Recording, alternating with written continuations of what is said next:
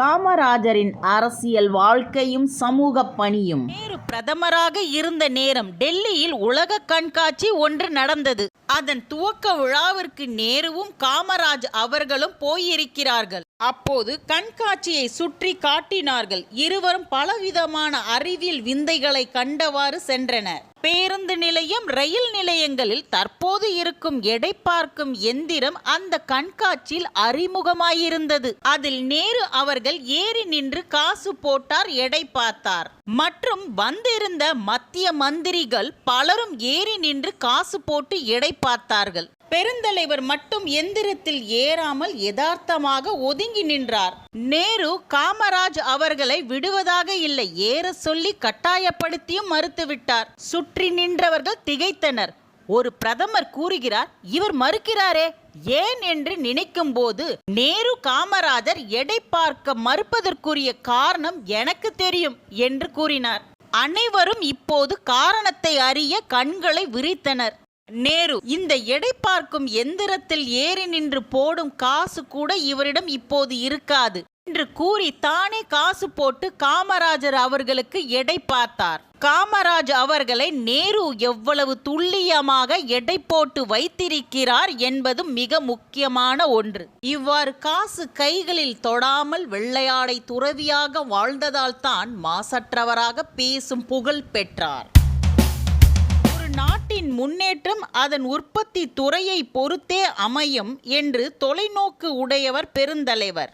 ஆகவே தான் எண்ணற்ற ஆலைகளை, தொழிற்சாலைகளை அமைத்து தமிழகத்தை முன்னேற்றுவதில் முன்னோடியாக திகழ்கின்றார். நெய்வேலியில் பழுப்பு நிலக்கரி திட்டம், பெரம்பூரில் ரயில் தொழிற்சாலை, கிண்டியில் இந்துஸ்தான் தொழிற்சாலை, நிலக்கரியில் கச்சா பட சுருள் ஆலை, திருவெரும்பூரில் கனரக கொதிக்கலன் ஆலை, ஆவடியில் இராணுவ தளவாடை ஆலை, நந்தம்பாக்கத்தில் அறுவை சிகிச்சை கருவிகள் ஆலை, பட்டாபிராமில் ரயில்வே வாகனங்கள் உற்பத்தி ஆலை மற்றும் தமிழகம் எங்கும் அரசு அல்லது தனியார் துறைகள் மூலம் பொறியியல், துணி, சிமெண்ட் ஆலைகள் பலவும் உருவாக காரணமாக இருந்தார். எனவே இந்தியா பொருளாதாரம் வளரவும் இது ஏதுவாக அமைந்தது.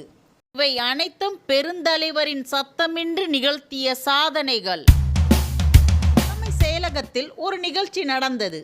தலைமை செயலகத்தில் கண்காணிப்பாளராக இருந்த சிலருக்கு உதவி செயலாளர் பதவி உயர்வு வழங்க வேண்டியிருந்தது. அவர்கள் அந்த பதவி உயர்வை மிகவும் ஆவலோடு எதிர்பார்த்து கொண்டிருந்தார்கள். அந்த சமயத்தில் சிலர் உயர் அதிகாரிகளிடம் சென்று அந்த கண்காணிப்பாளர்கள் திறமையற்றவர்கள் என்று தவறான செய்தியை தந்தார்கள். அதனால் முறையாக கிடைக்க வேண்டிய பதவி உயர்வு அந்த கண்காணிப்பாளர்களுக்கு கிடைக்கவில்லை. அவர்களுக்கு கீழே இருந்தவர்களுக்கு கிடைத்தது. அதனால் அந்த கண்காணிப்பாளர்களுக்கு மனம் வருந்தினார்கள். இந்த செய்தி அப்போது முதலமைச்சராக இருந்த காமராஜருக்கு தெரிய வந்தது. காமராஜர் உரிய அதிகாரிகளை அழைத்து விசாரித்தார். புறக்கணிக்கப்பட்ட கண்காணிப்பாளர்கள் திறமையற்றவர்கள் என்று அதிகாரிகள் கூறினார்கள். அப்போது காமராஜர் அந்த அதிகாரிகளிடம், அந்த கண்காணிப்பாளர்கள் ஏறத்தாழ 20 ஆண்டுகள் அரசில் பணிபுரிந்திருக்கிறார்கள்.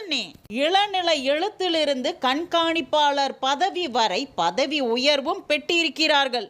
இந்த நிலையில் திறமையற்றவர்கள் என்று கூறி அவர்களுக்கு பதவி உயர்வு தர மறுப்பது நியாயமில்லை.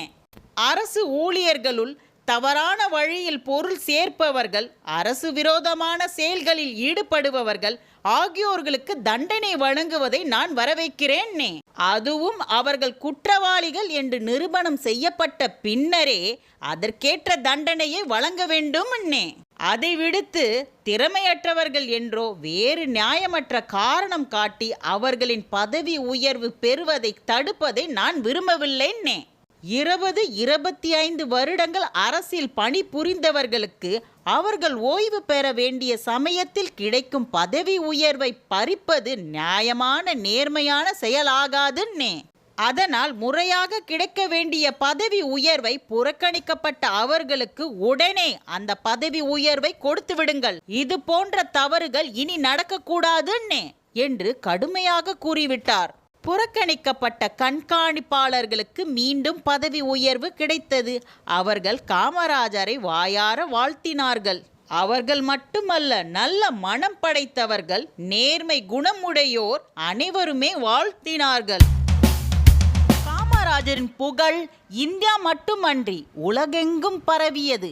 அமெரிக்காவும் ரஷ்யாவும் அவரை தங்கள் நாடுகளுக்கு அரசு விருந்தாளியாக வரவேண்டும் என்று வேண்டுகோள் விடுத்தன. எல்லைப்படை வீரர்களுடன் பெருந்தலைவர் காமராஜர் அரிய புகைப்படங்கள். இந்திய எல்லை பகுதியை பாதுகாத்து வரும் இராணுவத்தினருடன் நேரில் சென்று உரையாடுதல்.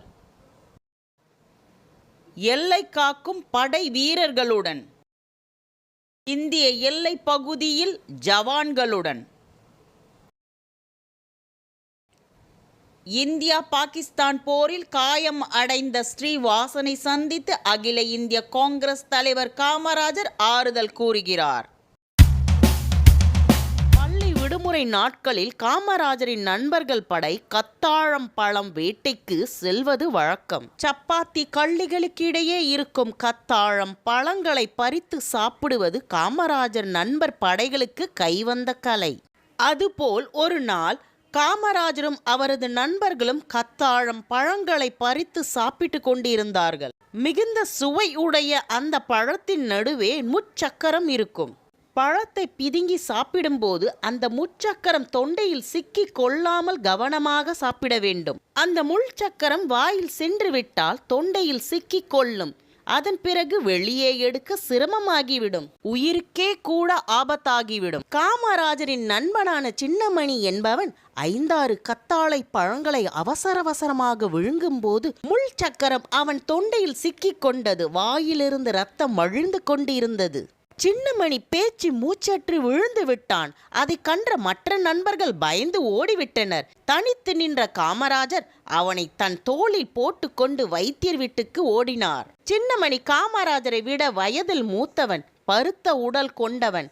ஆனாலும் காமராஜர் மன உறுதியுடன் அவனை தனது தோளில் சுமந்து கொண்டு ஊருக்குள் ஓடினார். கூட்டம் சேர்ந்து பதைத்தது. சின்னமணிக்கு வைத்தியர் நமசிவாயம் பிள்ளை சிகிச்சை அளித்தார். ஊது குழல் வைத்து உறிஞ்சி தொண்டையில் சிக்கியிருந்த முள் சக்கரத்தை வெளியில் எடுத்தார். சின்னமணிக்கு உணர்வு வந்து எழுந்தான்.